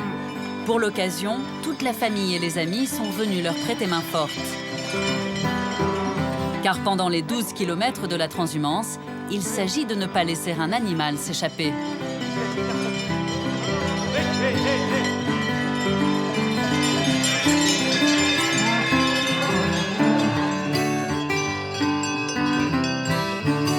En tête du cortège, André Valadier, le patriarche.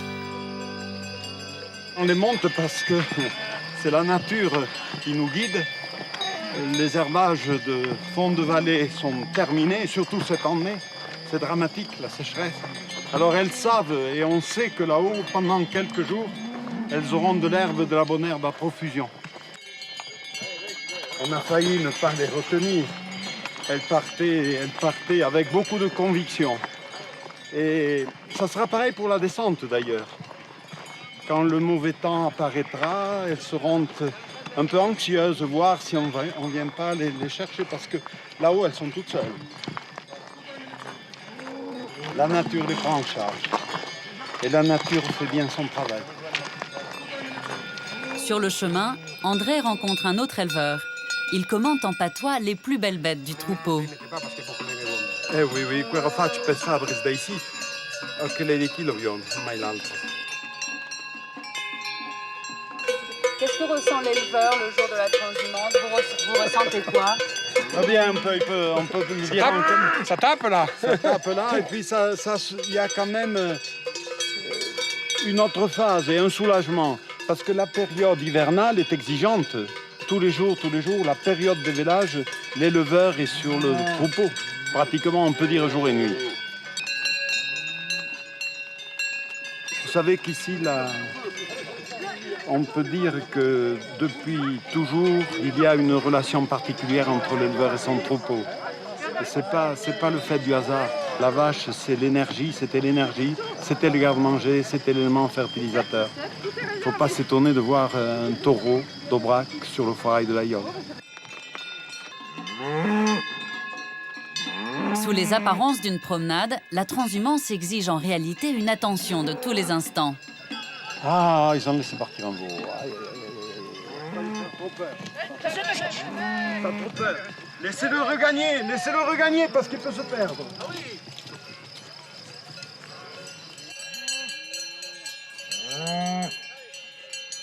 Ça va? Ça va, j'apprécie le renfort. Et là, vous n'êtes pas beaucoup. Sur le chemin, Michel Brasse rejoint la transhumance. C'était Michel qui permet. Michel immortalise le moment où le troupeau arrive enfin à sa montagne. C'est le nom donné ici aux prairies d'altitude.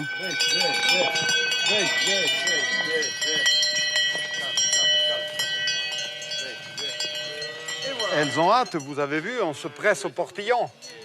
Mais bon, une fois qu'elles sont là, elles retrouvent le calme, la quiétude.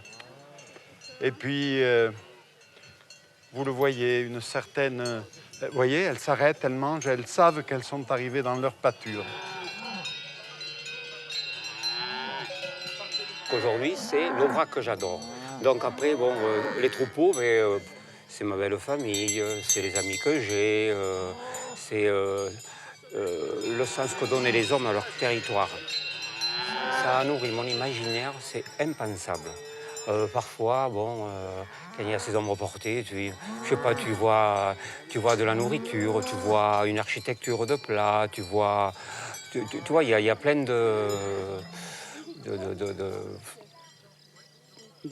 d'images. C'est une fascination que j'ai pour ce paysage tel qu'il est aujourd'hui. Donc c'est vraiment le jour béni. Là.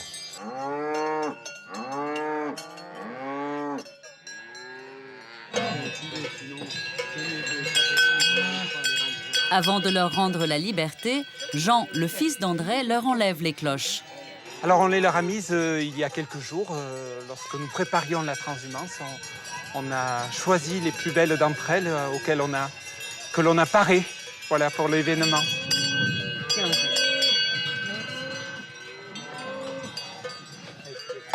On souhaite rendre au troupeau toute la quiétude qu'il mérite sur la montagne. Alors on va laisser quelques cloches qui nous permettra de nous situer partant de Brouillal lorsque nous viendrons voir nos animaux et qui nous donnera la position du troupeau. Non, je voulais leur essayer. J'aurais pas dû les leur... Allez.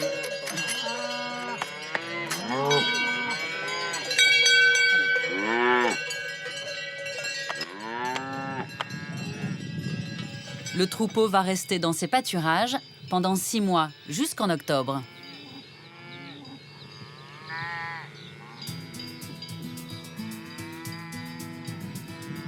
Aujourd'hui, les éleveurs ne montent sur le plateau que 2 ou 3 fois par semaine.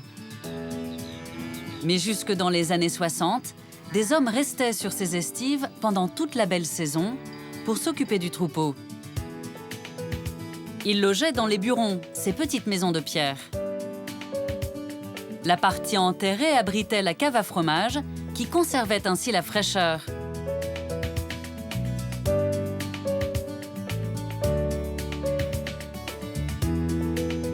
Aujourd'hui, ces constructions témoignent encore du mode de vie de ces buronniers.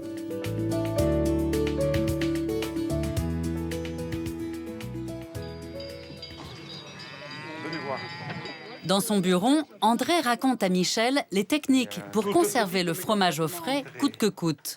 Il y avait une ouverture de chaque côté et il régulait la température en fonction du vent. Les bons cantalaises, le responsable de l'équipe qui était là, se levait quelquefois la nuit quand il y avait un changement de vent subit. Si le vent du midi se levait, il fallait venir vite fermer le fenestrou du midi. Et inversement, on captait l'air qui venait du vent du nord. Voilà, c'était le voyage laboratoire. Dans cette pièce, 4 hommes vivaient ensemble pendant 5 mois. Tous les jours, ils fabriquaient sur place le fromage après la traite. Au rez-de-chaussée, la salle et la fabrication. À l'étage, les dortoirs. Quoi qu'il arrive, ces buronniers devaient à tout prix fabriquer quotidiennement leur fromage. C'était un tour de force, mais l'impératif, c'était de conserver du lait. Leur préoccupation, ils inventaient le fromage pour conserver le lait. Plus le temps passe, plus je respecte ceux qui, dans ces conditions-là, transformaient le liquide en solide, 10 litres en kilo, et le kilo avait 1 an et demi de vie devant lui. C'était fabuleux, dans des conditions incroyables, mais vous les connaissez, presque inhumaines. Ouais. Aujourd'hui, la transhumance est une fête qui rassemble toute la famille de l'Aubrac. Toi, tu te perds pas. Ne pas perdu. Michel retrouve son ami boucher Lucien Conquet. Ensemble, ils évoquent leur lieu favori du plateau. À la cascade, là, le saut du loup. Là. Ah oui, salle de loup. Moi, je l'aime bien, cette salle. Elle est belle. Elle est belle, mais elle est un peu confidentielle. Comme toutes les fêtes sur l'Aubrac, la transhumance se termine par la préparation du plat traditionnel. Qui travaillera? Vous travaillez? C'est l'aligot. C'est l'aligot de l'Aubrac.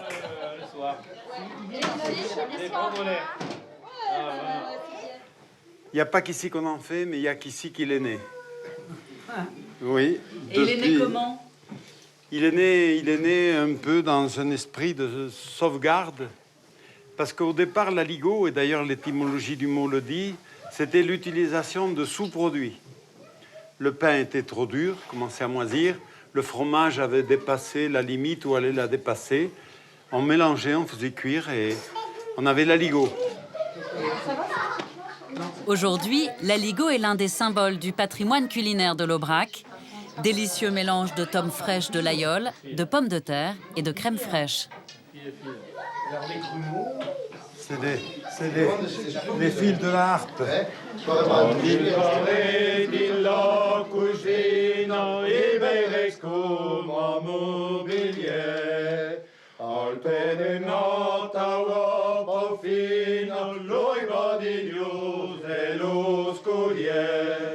Quand l'aligot file correctement, on le célèbre avec le chant traditionnel des buronniers qui raconte en patois la vie quotidienne dans les burons.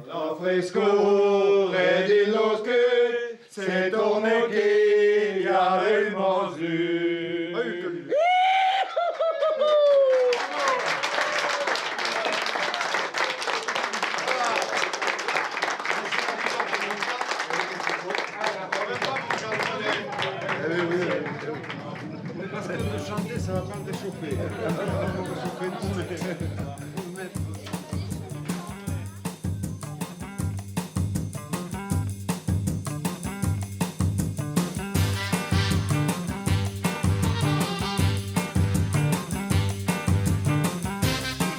Nous laissons là la famille de l'Aubrac pour nous diriger vers un autre pays d'élevage, les Hautes-Pyrénées.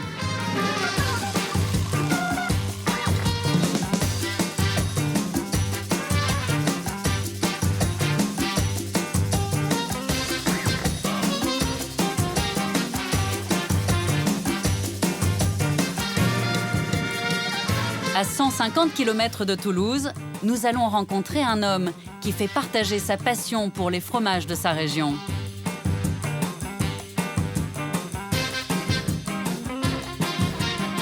Aujourd'hui, dans la petite ville de Saint-Lary-Soulan, c'est jour de marché.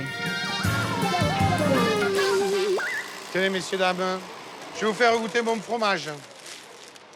Tiens, regardez. Fromage du terroir et fromage de maison. Le Napoléon. Tiens, regardez. Coucou. Ça y est, c'est fait. C'est du fromage qu'on a fait de nous, celui-là. Hein. C'est le... Dominique Boucher aime faire découvrir les trésors de son terroir. Chaque semaine, on vient le voir pour goûter ses fromages.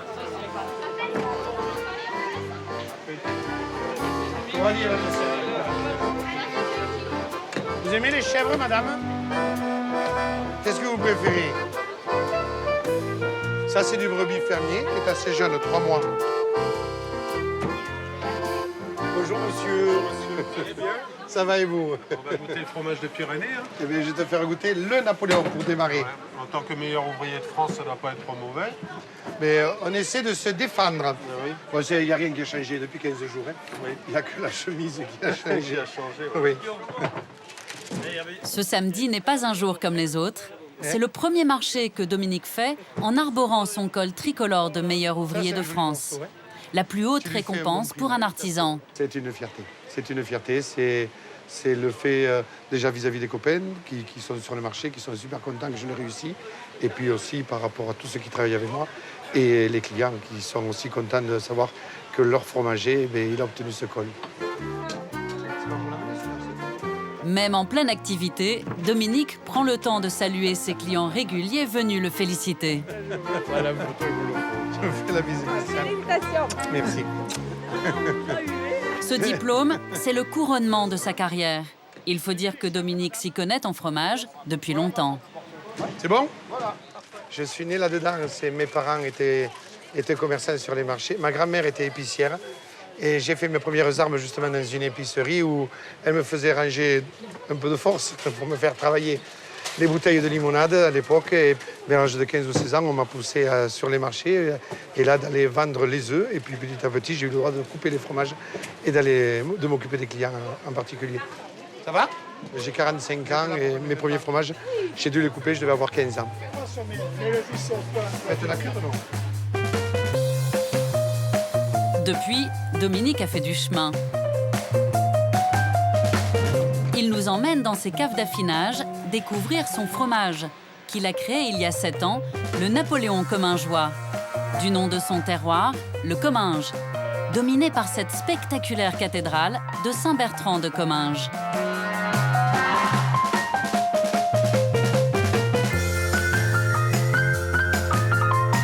Depuis le XIIe siècle, une étape sur le chemin de Compostelle.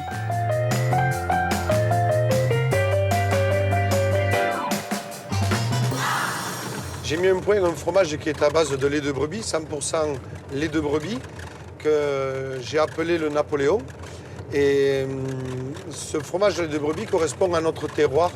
Ce fromage de brebis appelé Napoléon, c'est le terroir du Comminges, terroir où avant les fromages étaient affinés dans une ambiance très humide. C'était des fromages qui étaient lavés avec de la bière et affinés sur de l'ardoise. Et pourquoi Napoléon? Parce que vous allez le voir à un moment donné, quand dans mon paysage, autour de Morégeau, il y a une montagne qui s'appelle le Nez de Napoléon. Elle est devant la ville de Morégeau. Cette montagne, elle a la forme d'un nez où on voit apparaître les deux lèvres et le menton. Ça s'appelle le Nez de Napoléon. Montrégeau est la ville d'origine de Dominique.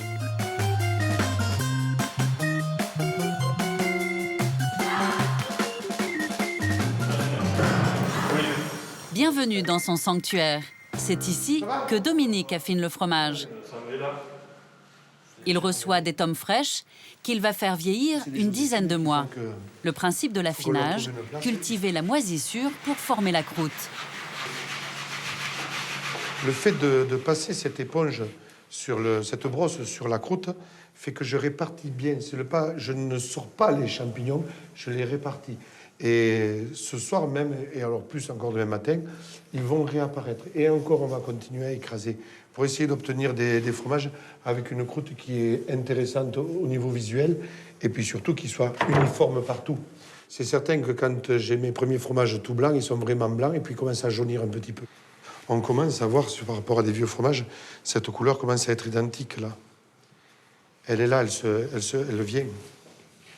Celui-ci, il réagit bien. Dans la cave d'à côté, des fromages rongés par ce qu'on appelle les cirons ou les artisans. Alors si je le tape, c'est impressionnant. Et ce que je fais là, c'est le fait d'ensemencer et de continuer à faire développer les cirons sur les autres fromages, alors que dans les doigts, je tiens un fromage qui a pratiquement 30 à 40 mois. C'est très très vieux, il va vivre encore longtemps, il n'est pas destiné à la consommation. Il est là, il continue à me donner des cirons, des artisans, et il reste dans une ambiance ici où nous avons des fromages qui sont vieux, dont l'ambiance, elle va être très froide. Dominique fait ainsi vieillir cet homme jusqu'à 18 mois avant de les vendre. Pour son fromage, l'artisan nourrit de grandes ambitions. Il se prépare à un long voyage. Là, nous allons partir avec le Napoléon à Hong Kong. Ce qui est extraordinaire parce que j'aurais jamais pensé qu'en vendant des fromages, en créant un fromage, je puisse un jour aller à Hong Kong, vendre du fromage et faire connaître le fromage fabriqué ici à Montrégeau. Mais j'en suis fier et tous les gens de mon village sont fiers du fait que Napoléon et Montrégeau, eh bien, on en parle et c'est pas grand, mais on en parle. Et pour composer le plus beau plateau, Dominique part faire une sélection des meilleurs fromages de sa région.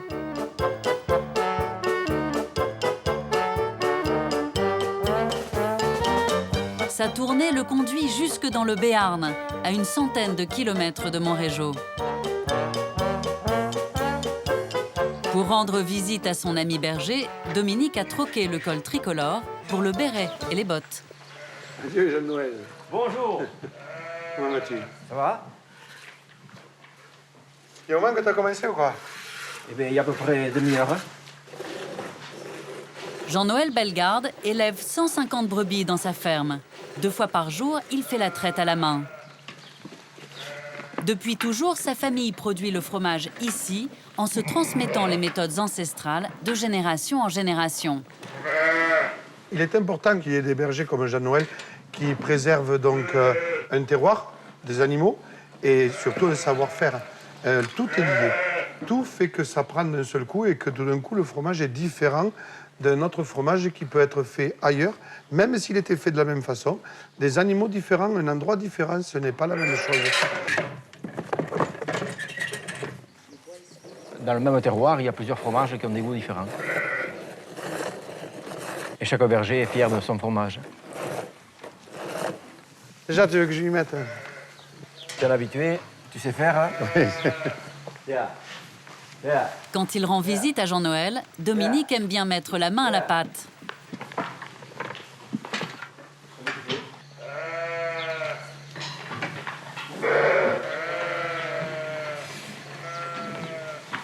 Voilà. Vous êtes... Là, c'est au rythme où je suis parti, on va faire un petit cabécou. Hein. Et à chaque fois que je viens ici, ça me remet les bonnes valeurs dès le départ. Je pense que pour faire le métier de fromager, il y a l'affinage, il y a tout ce qu'on veut couper, mais il y a ça aussi. Il y a ça aussi, quand après on va aller soigner les bêtes, comme et puis c'est vrai qu'au moins, ça se ressent quand on vend du fromage par rapport aux clients, quand ils nous posent des questions.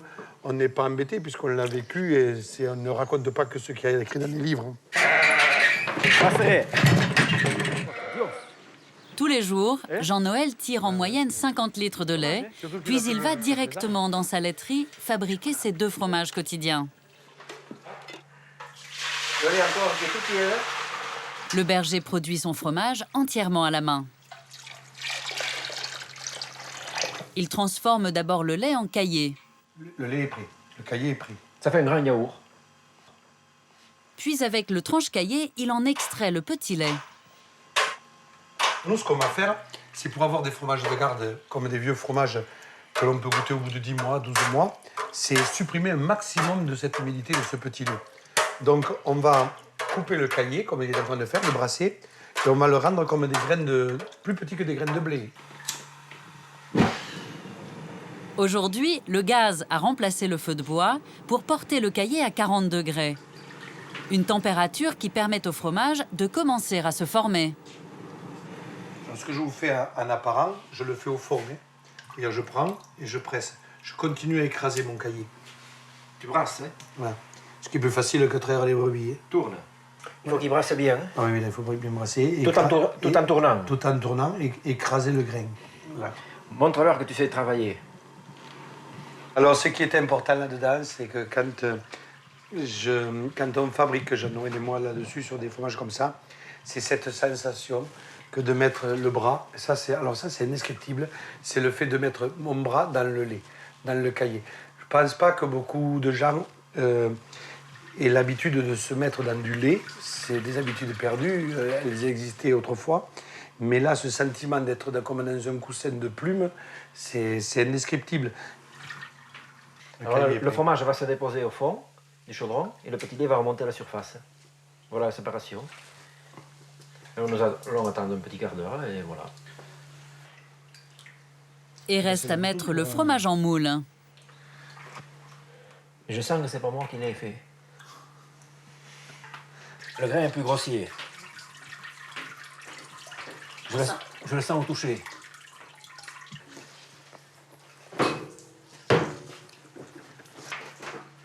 Je sens, c'est un ressenti, je sens si le fromage va être réussi ou pas, quand je fabrique. C'est quelque chose qu'on ressent. On travaille en parfaite osmose avec le lait, quoi. C'est vraiment, il faut le ressentir.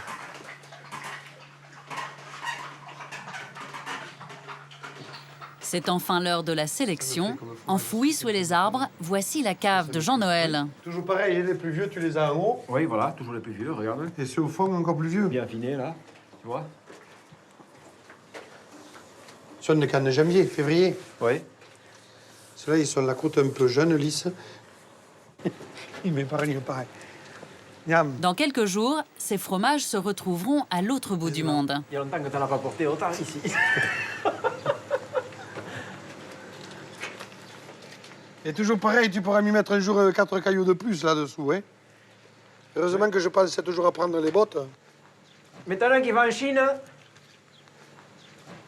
ils vont faire un grand voyage. J'espère qu'ils seront appréciés là-bas, que les Chinois reconnaîtront ce travail de longue haleine qu'il y a eu avant d'en arriver là.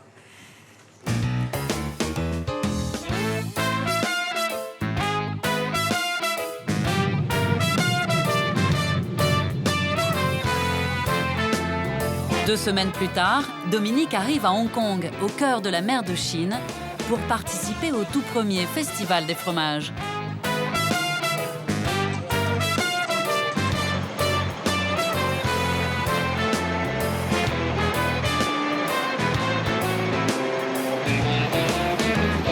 Il y retrouve Philippe Marchand, un ami fromager qui lui aussi est venu pour l'événement.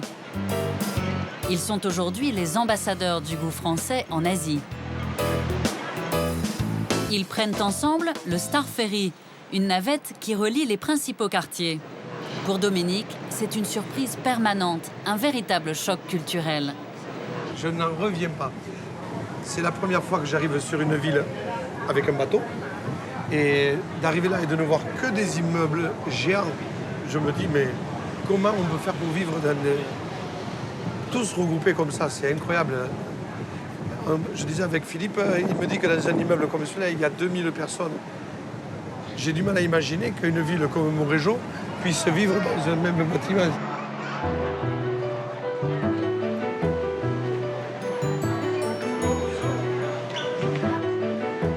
Le Festival des fromages de Hong Kong se déroule dans un des trésors de l'architecture coloniale de la ville, l'ancien quartier général de la police maritime anglaise, la Hewlett House, aujourd'hui un hôtel-restaurant. Un des derniers témoignages du patrimoine britannique de la ville. Nous y retrouvons Dominique en plein préparatif.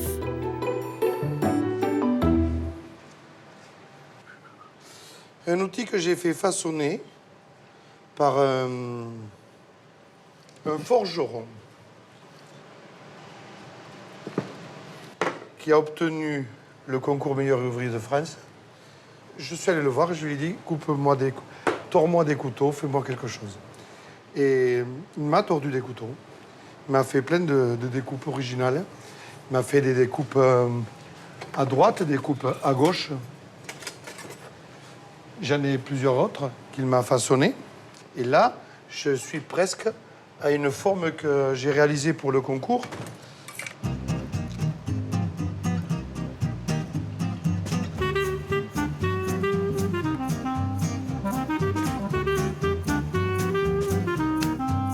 À cet instant, le fromager se transforme en sculpteur.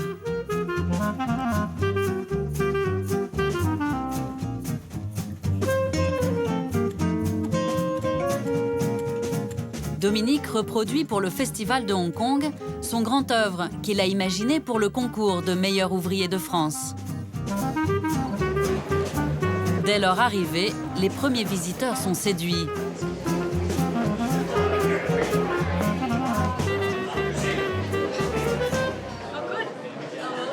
Ça, c'est fait par une personne, un homme, qui s'appelle Jean-Noël, qui habite en montagne et qui travaille tous les jours.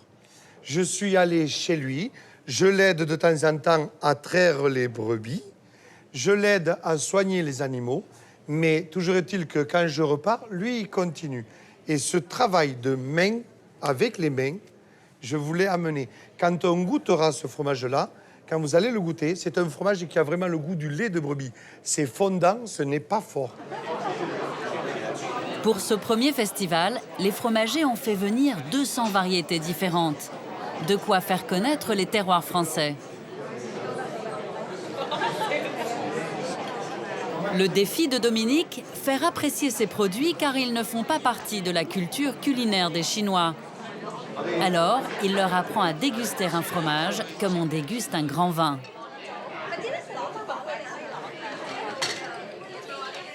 Quand vous sentez le premier, la fourme d'Ambert, qu'est-ce que vous sentez?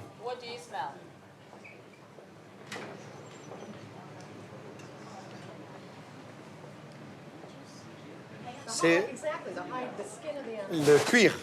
C'est ça que je veux dire. C'est exactement ça. On est dans le côté animal, on est dans le cuir. Ça fait vache, ça fait... On est dans ce monde-là. Hein. OK? À la dégustation suivante, c'est au tour de Dominique d'être étonné.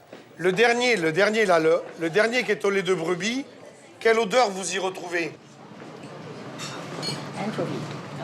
Ah oui, vous avez raison. J'aurais jamais pensé à ça. La dame dit que ça sent comme des anchois. Il est vrai que le fromage est un peu vieux, il est déjà crémeux. Moi, je sentais le sel remonter. Comme j'habite à la montagne, j'ai du mal à percevoir les odeurs que vous percevez. C'est vrai, quand on ouvre un bocal d'anchois, on sent un peu ça.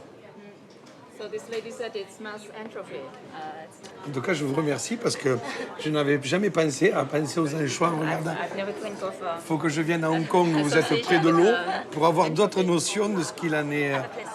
Merci, avec plaisir. I guess it just reminds you of a certain taste. Yeah, it's good. I like cheese. Basically, the flavor is quite strong.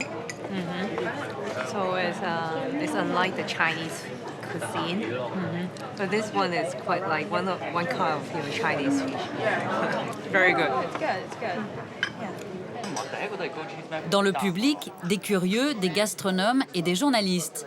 Pas facile pour Dominique de trouver des goûts en commun avec ses amateurs à la culture alimentaire si différente. Quand vous le mangez, vous essayez d'écraser avec la langue, de bien sentir, vous allez voir ce que vous sentez. Si à votre idée c'est du comté ou si c'est du Beaufort. Je vous fais faire une expérience, c'est pas... Mais pour moi, c'est difficile à dire. Pensez si vous êtes plutôt dans le bois ou si dans les fleurs. Le bois ou les fleurs, d'accord. Si vous sentez un côté rustique, bois, ou si vous sentez un côté floral, plutôt des fleurs. Alors, à mon avis, peut-être pas les fleurs. C'est le côté bois. Oh c'est le comté. C'est du comté. Non, mais... Dominique est en train de remporter son pari, sensibiliser les Chinois au terroir français. Mais le festival n'est pas terminé et le fromager leur réserve encore une surprise.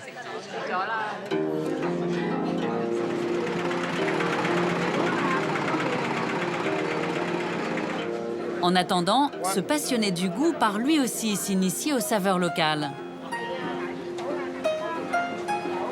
Avec Philippe, il s'aventure dans les quartiers populaires de Hong Kong.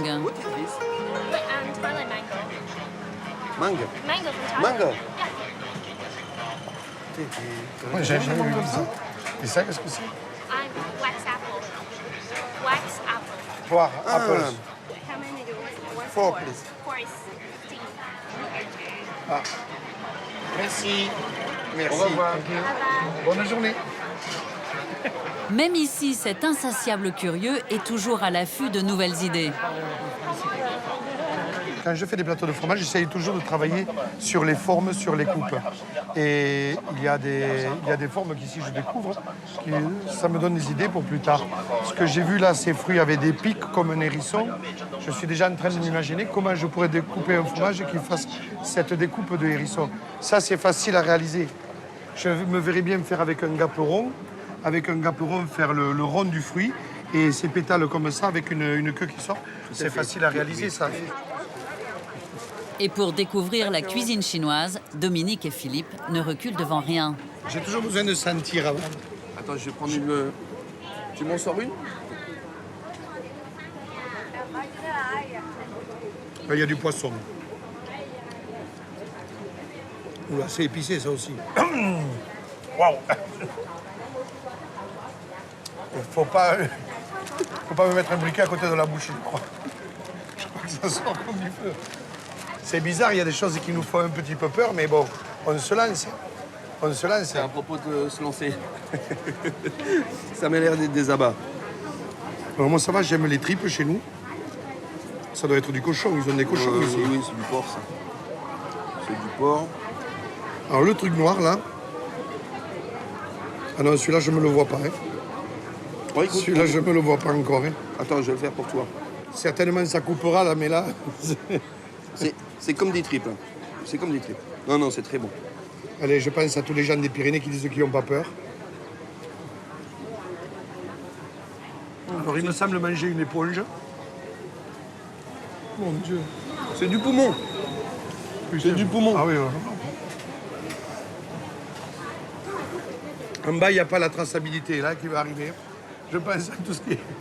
Là, mon Dieu. J'ai la langue qui est collée sur le haut du plafond. Ce qui est complètement... Et j'ai les papilles sur le côté, ils font les oreillers, tu sais, sur le côté. Ce qui est complètement fou, c'est qu'on là, on est en dehors de toute réalité occidentale, là, tu sais. Non, il faut que je mange un truc épicé là derrière, il faut que j'oublie ce goût-là. Et puis... Et nous, les poumons, on les jette chez nous, on fait pas ça. Allez, on va continuer. On va continuer les petites pommes de terre. Avec ça, on a fait le plein. Ça me plaît bien.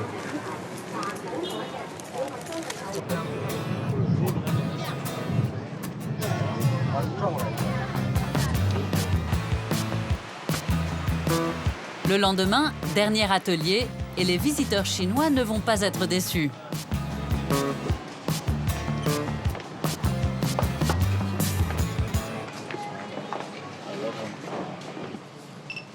Alors le principe de fabriquer du beurre, je vous ai dit, c'est de séparer la matière grasse de l'humidité. Ça va tourner quand on va remuer, ça s'appelle un palais.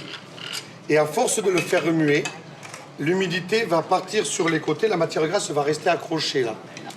Cette machine, ça existe de plusieurs formats, ça s'appelle une baratte à beurre. Alors pour ceux qui sont volontaires, je ne sais pas à quoi ils s'attendent, mais c'est quand même assez physique. Nous allons tourner au moins pendant un quart d'heure.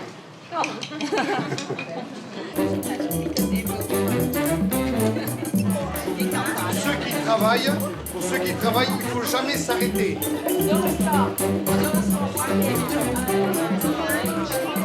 On va aller plus vite parce que dans cette pièce, il fait chaud. Ça arrive le beurre là-bas, Philippe? Ça met du temps, ça met du temps. Go, go, go, go, go. No stop, no stop, no stop, no stop.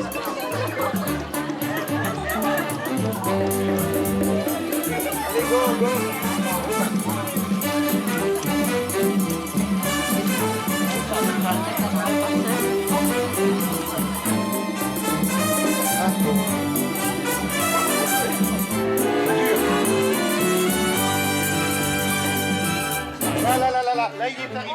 y est presque aussi. Vous voyez le beurre, vous commencez à l'avoir là. Oh.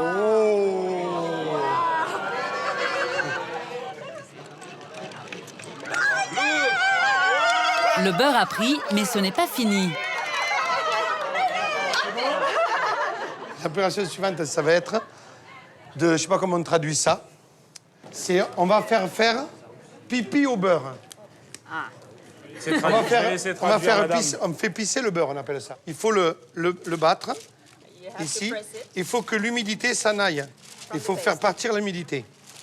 Et ensuite, quand le beurre sera avec un maximum d'humidité qui va partir, ceux qui voudront du beurre doux, on le gardera tel que. Ceux qui voudront du beurre salé, on va y rajouter un petit peu de sel. Je vais l'étaler pour qu'après on puisse le goûter sur celui-là. It's a bit soft, unsalted. I didn't put any salt in it, so you want to try? It's soft. It's more soft than the one you buy in the supermarket. C'est bon? Better than before. The taste better than before. I asked them to put the salt, and I taste the not salted one. The taste is very pale, but after the salt is better. On a complètement oublié de savoir les choses élémentaires de la vie, telles que de faire du beurre. Les grand-mères, non, elles savent toutes. On leur fait voir une baratte, elles savent toutes. Quand je fais découvrir en France même à des femmes et des hommes d'une trentaine d'années, ne connaissent même pas le mot baratte. Et ici, je le comprends qu'on ne connaît pas le mot baratte, il n'y a peut-être pas de traduction pour le mot baratte. Par contre, les joies sont les mêmes et les plaisirs sont aussi identiques. Je vois des yeux qui sont illuminés, presque comme des enfants qui ont joué un moment. Et les gens de suite ont envie de se ramener ce beurre-là et de faire voir chez eux. C'est moi qui l'ai fait. C'est bon? Are you happy? Happy. Merci.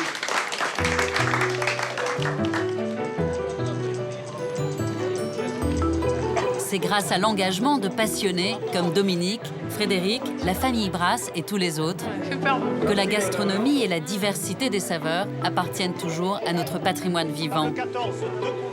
Aujourd'hui, la défense du goût est l'affaire de tous pour que se perpétue le plaisir de partager les bonnes choses. 3 fois jugé